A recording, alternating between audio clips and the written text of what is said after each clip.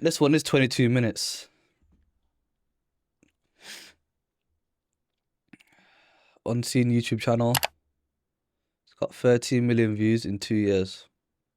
Damn.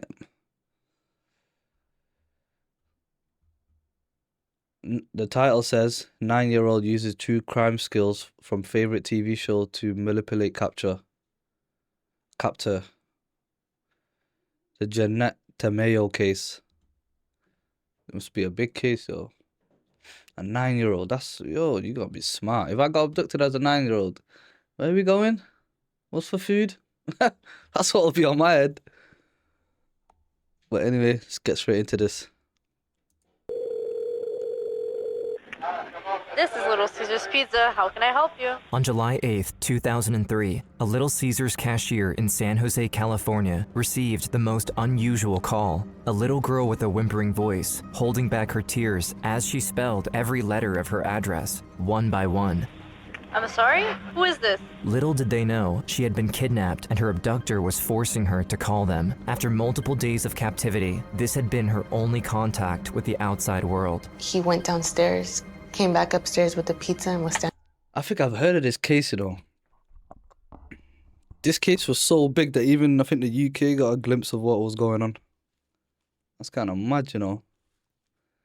And I think, yeah, the capture, or the captor or whatever, he was having her order pizza for them, innit? And obviously she used that to her advantage and tried to get help.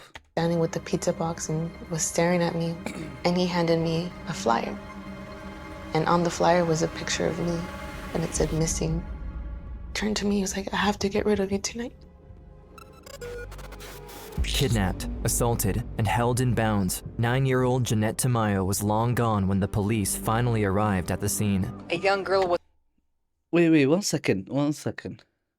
So she was able to interact with someone else, yeah? Go to a door, get a pizza, but didn't think to like run or something. I don't know, man. At the same time, she is 9, man. I would have run 10 toes. was abducted from her home after school. The police later got their hands on some footage from a nearby security camera, but it was quickly deemed useless due to the low quality of the recording. Police have no leads in the disappearance of 9-year-old Jeanette Tamayo. After days without any development in her case and no statewide Amber Alert issued, Jeanette knew she had to take matters into her own hands. My fear turned into courage, and I told myself, I'm a fighter. I'm gonna make it. In the thriving city of San Jose, California, in the heart of Silicon Valley, 9-year-old Jeanette Tamayo just got off her school bus and was heading home. Once there, she noticed that the screen door was slightly ajar. She thought that maybe her mother came back from work early and didn't think much of it. Once inside, she went to her room and realized that something was wrong. Her bedroom window had been smashed and there was broken glass everywhere. She immediately took a step back and ran toward the phone to call her mom, but to her dismay, the cable had been cut off. Before she had time to understand what was happening, she heard someone knocking at the door. Jeanette turned around and saw a stranger behind the screen. Scared and confused, she reluctantly opened it. And when he was asking me questions, he was kind of peeking inside, trying to see who was in there. And that started making me feel really uncomfortable, and I started slowly closing the sliding door. I got scared because I felt a really bad vibe from him. And he put his hand in the way, slid it open, grabbed me, and took me to my brother's room. He threw me on the bed and took off my pants. Out of respect for...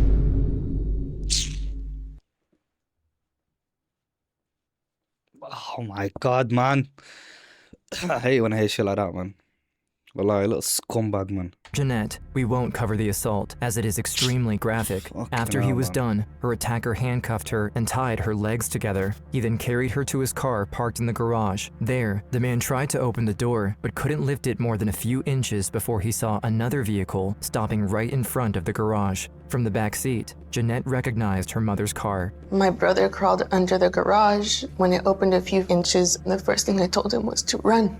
but her attacker was already at it. He got out of the car and started walking toward him. At only 15, Paul knew he wouldn't stand a chance, but he chose to fight him anyway. He grabbed a screwdriver from the counter and ran at him. The man then immediately disarmed him and started punching him in the face over and over. Man. Restrained by the handcuffs and the rope around her leg, Jeanette couldn't do anything except watch in horror as the man dragged her brother inside the house. As soon as they entered, they came face to face with Rosalia, Jeanette's mother. She attempted to fight the man and successfully separated him from her son. Then, Paul rushed toward the kitchen cabinet and pulled out a frying pan from it. He tried to help his mom, but once again, the man disarmed him before he could do anything and turned the improvised weapon against Rosalia, striking her repeatedly until she fell to the ground. I remember hearing my mom screaming, and Nah, that's dark, you know. That scumbag's got balls, or he's fucking. Oh my god. Like, you think most men would just run once they think they've been caught in it. You know what I mean? Shit didn't go their way. But this guy fought the whole family, you know. That's why it's important to make sure you got a strap in the yard, you got something in the yard, or at least a man of the house that you can just take care of business. Unfortunately, these lot did it, man. Bro, if I was that 15-year-old boy, I'd be pissed, man. Luckily, obviously, his sister's come back in there, she's safer now, but I'll be pissed thinking, yo, nah, man. I'll be banging that gym. it went quiet. I couldn't hear much after that. And I see the man rush back into the done his garage best, and though, man. into the car. And when I seen blood on his face, I was like, did you kill them? And he just started laughing and I just started to cry. I was like, I didn't know if he had killed them.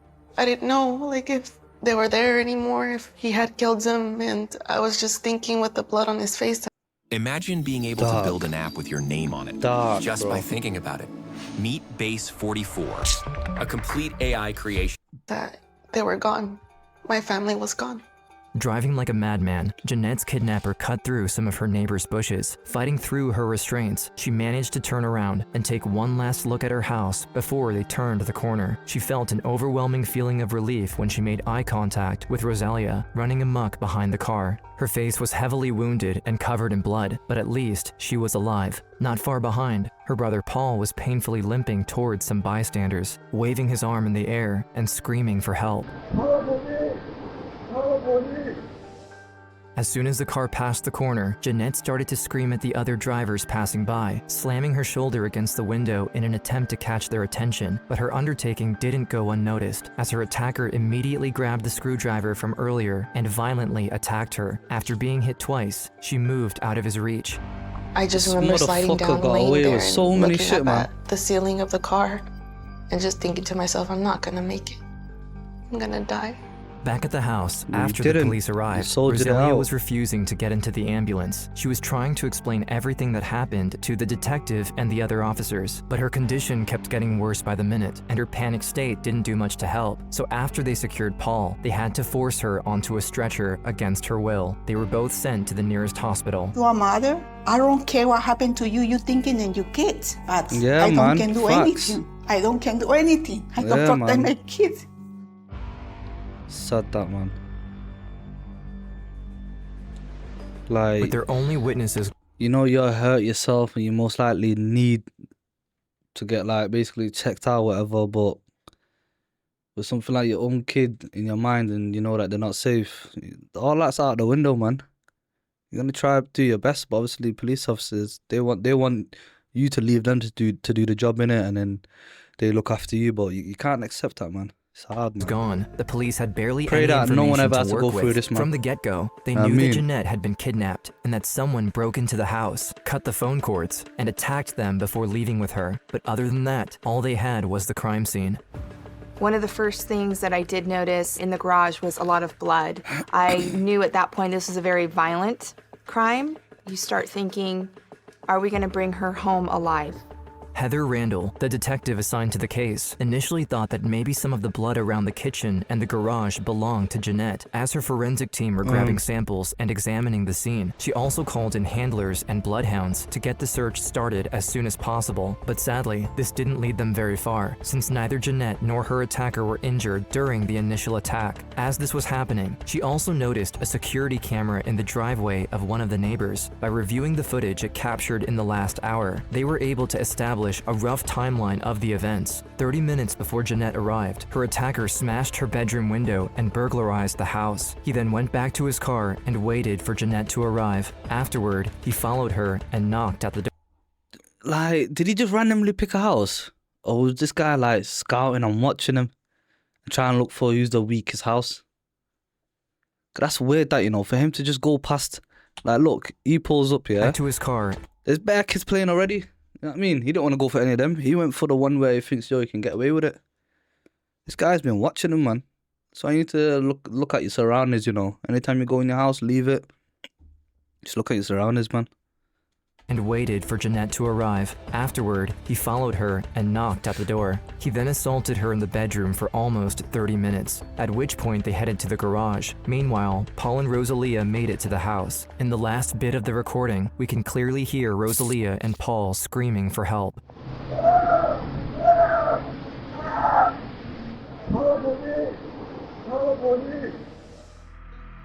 And in terms of salary? Oh, did I mention the table tennis table?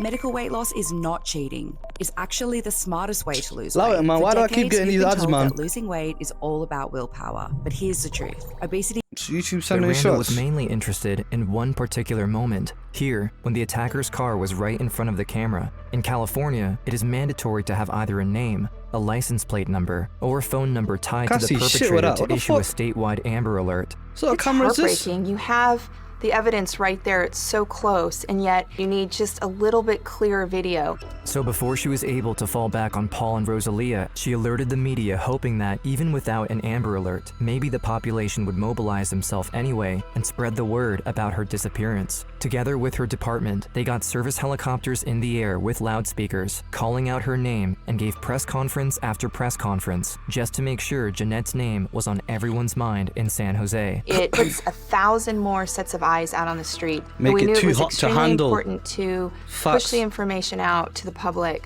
give them a picture of Jeanette, make sure that flyers were flooded throughout the city. Along the way, Jeanette kept mental notes of every turn they made, hoping she would be able to find her way home if she ever escaped. Smart girl. After a short ride, the car suddenly stopped. The man drove into the garage of a large white house. He opened the door, picked her up, and carried her inside. There, he went up the stairs to the second floor and opened a locked door. Behind it was a very small room with a TV, a little window, a bed, and a bathroom. He threw her on the ground and approached her with a menacing look. After each assault, he would clinch her wrist to the shower head using a pair of handcuffs, run the water, and leave her there for a while. Like, I started to break down and cry, and that was my only safe place, was the shower, because every time he left me in the shower was when he didn't touch me, he wouldn't hurt me, or he wouldn't rape me. The next morning, the aftermath of the kidnapping took its toll. While the rest of the Tamayo family gathered around Rosalia in San Jose, the police asked some of the family members to take part in the public address. In the morning, he was watching the news again. My cousin was talking to me through the news. She was saying, Jeanette, if you can hear us, just know that. Be strong, girl. We're looking for you. She was like, just don't give up. That gave me hope. That gave me the strength. Either I'm going to fight to get out of here or die trying.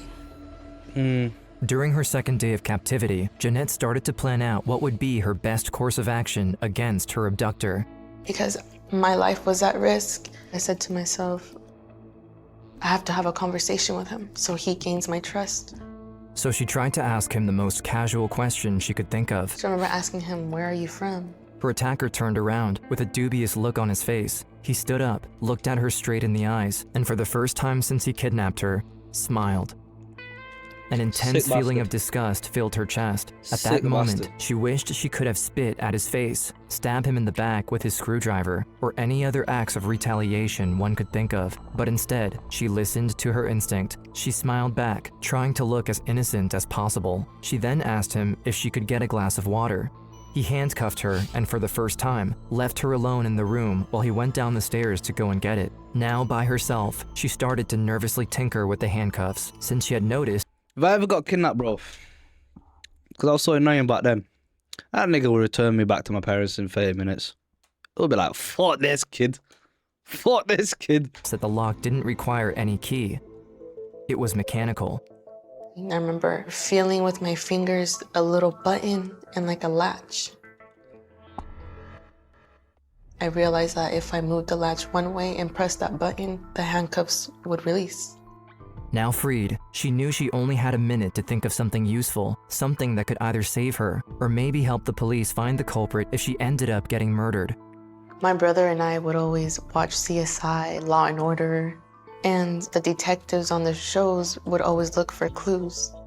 Swiftly, she grabbed the watch the man left on the nightstand. Them shows are useful, Then, you know. she rushed to the other side do of the teach you room quite a where the lot. man had placed a few toys for her to play with. She grabbed a little clay turtle out of them, and finally, she ran by the bathroom and grabbed her underwear. She remembered that the CSI cast often used the victim's underwear in sexual assault cases, and she wanted him to be punished for what he did to her. But soon enough, her investigation was cut short as she began to hear the heavy footsteps of her kidnapper walking up the stairs.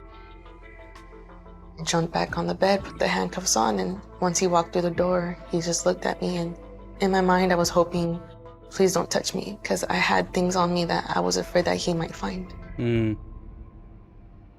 On the third day, Jeanette's family was devastated by the lack of progress the case had made. Despite the incredible amount of effort pulled by Randall, the police still had nothing on hand that could lead to her location. When the police tried to tell Rosalia that past the 48 hours mark, most kidnapped children are never found, she refused to listen. I feel very, very, very sad because you're scared. My daughter, she's a little kid. She got under 10 years. I asked the police what happened with my daughter. When my daughter came by, say, maybe never. I'm screaming a lot. Bro, what my the fuck? Bro, as a police officer, you shouldn't be saying shit like that, bro. Like, yeah, if the stats are saying most kids that are gone longer than 3 days never come back, yeah, you don't have to be letting parents know that, man. Just keep that hush, innit?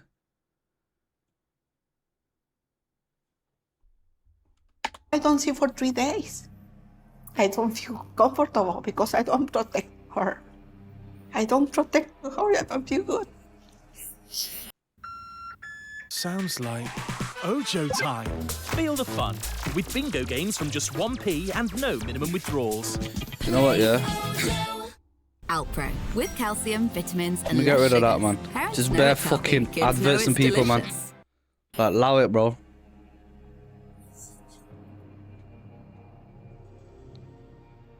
It is at this point that Jeanette became completely numbed to her kidnapper's assault. Her only impulse was to stay strong and stick to her strategy. She needed to continue to manipulate him. This was her only chance at survival. My befriend Smart was ass girl. He asked me, "Are you hungry?" And I looked at him and I said, "Yeah." He gave me his cell phone. He had a cell phone with him, and he made me call for pizza. He gave me the phone number of the cell phone that he had, and I gave it to the man. The man on the other side of the phone said, "Can I get your address?" He told me the address. And just like she did with the movement of the car 2 days ago, she memorized all of it. If she ever got away, she wanted to be sure she would be able to take him down afterward. Eventually, someone rang the doorbell, and her kidnapper left the room for a minute. When he came back, he had a smile on his face. He put the pizza on the floor, and on top of the box, there was a missing person flyer with her face on it. He then told her that he would get rid of her tonight, before leaving the room. Once he closed the door behind him, she threw away the pizza and started to grab all the evidence she could. She then stuffed all of it inside the pizza box and hid it under the bed.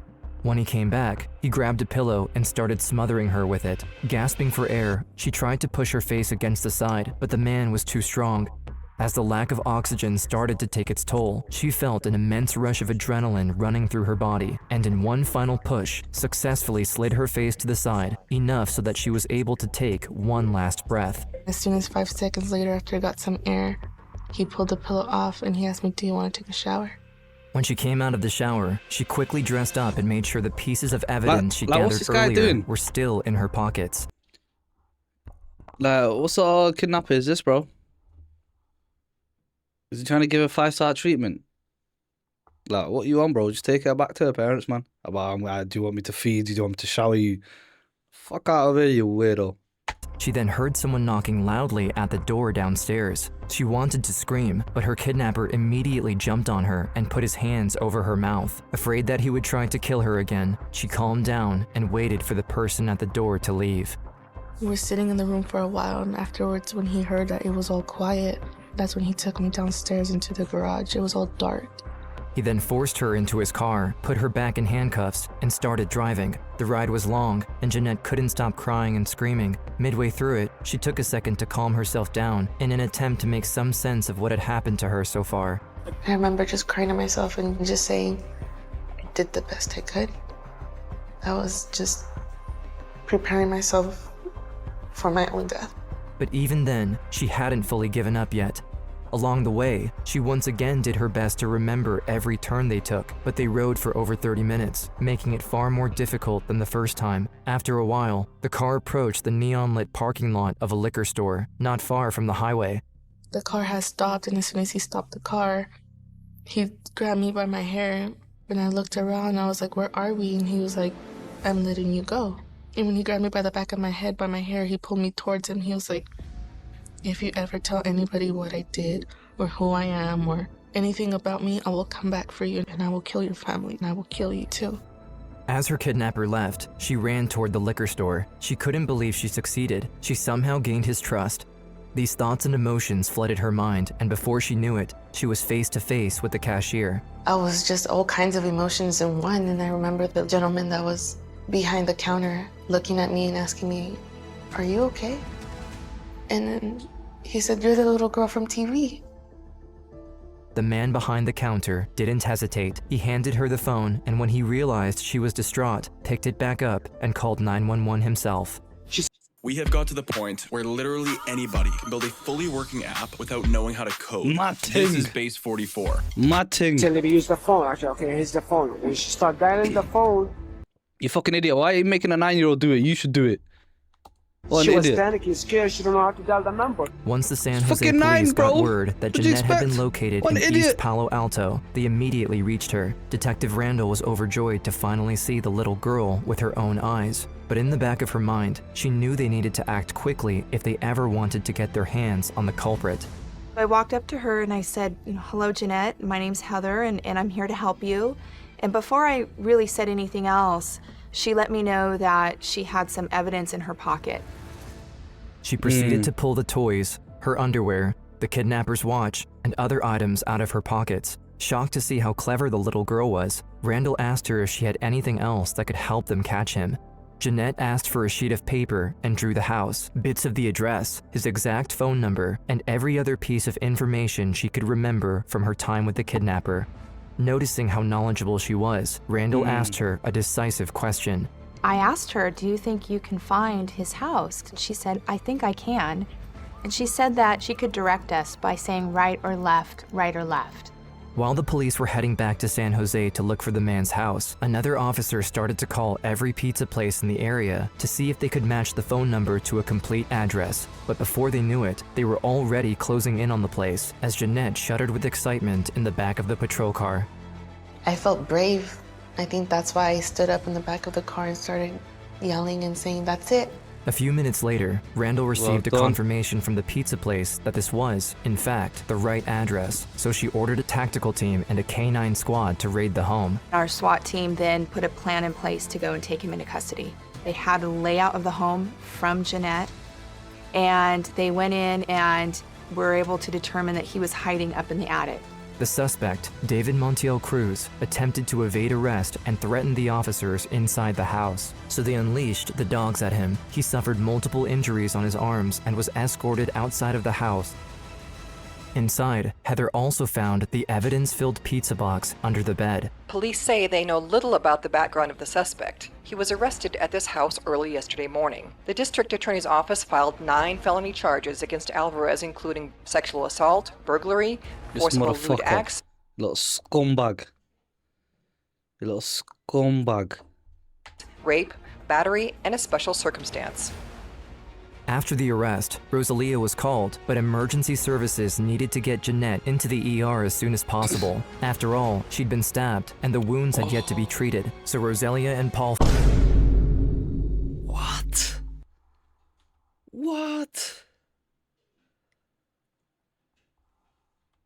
Rosalia was called, but emergency services needed to get Jeanette into the ER as soon as possible. After all, she'd been stabbed, and the wounds had yet to be treated, so Rosalia and Paul followed them and finally got reunited with her once she was stabilized. What the hell? I remember them taking me to the hospital, running tests on me. I remember opening the door and seeing my mom. And her face was so bad. Like, she didn't even look like my mom. I think she touched my mom's face. She said, "You're hurt." You know, she was so brave. She didn't care about herself. She was worried about us. You're everything to me, you and Paul were. Yeah. Very happy because I met my dad. For example, Yeah, man. it's when she born. Well done, Second family time mate. for me. The following years have not passed easily for Jeanette. For a time, she dealt with her personal pain on her own. She would never leave the house, stuck in the clutches of a paralyzing fear of men and the outside world. But when she was 15 years old, after 6 years of therapy, something clicked. She finally decided to face her fear and do something about it. 12 years later, TV producers reunited her with Heather Randall, the detective who, with a little help from one clever 9-year-old, put an end to the rampage of David Montiel Cruz and put him behind bars for life. Well done. Well done. So good to Fucking see you. yeah, the death penalty, mate. If you I never tell really me, got the if you chance ask to me. come back and like tell you guys thank you for everything that you did. Like, I really appreciate it. You were strong, you're smart. What happened was you were amazing. You were brave, and that's why you're here today. Even if her trauma hindered her childhood, she didn't let it take over her life as an adult. Today, she decided to follow in Heather's footsteps and study law enforcement. Her goal is to one day be a detective and help her community in the same way Heather helped her. And on top of that, she also wants to become a voice for the missing and every victim of violence. Everybody has a story, and no matter what life throws at us, no matter what obstacles, we're all fighters. And we all have the Facts. ability to keep going. I turned my fear into courage. I got my family back. Facts. Well done to her, man. Well done to her, man. Only 9 as well. She done all that while she was 9. And because of that, yeah, she ended up getting a career as a police officer, following the footsteps of the woman who saved her. It's a mad story, you know. Actually, a sick story. I'm going to give that a like. I'm not going to lie. See this comment. Not being able to issue an Amber Alert without knowing the identity of who took the missing child seems like a massive oversight / mistake. My worst fear is being raped, so just hearing about it happening to a 9-year-old, she's a child, I feel physically ill. She actually became an officer. She came to my school and explained. I'm so proud of her. That monster literally raped and tried to murder a child, and he only gets life in prison. Swear, bro. People like him are literally the reason the death penalty exists. Swear to God. Fucking sick bastard. And this all happened in 2003 as well. In the city of San Jose. Yeah, man. It's a good video of that. Good video.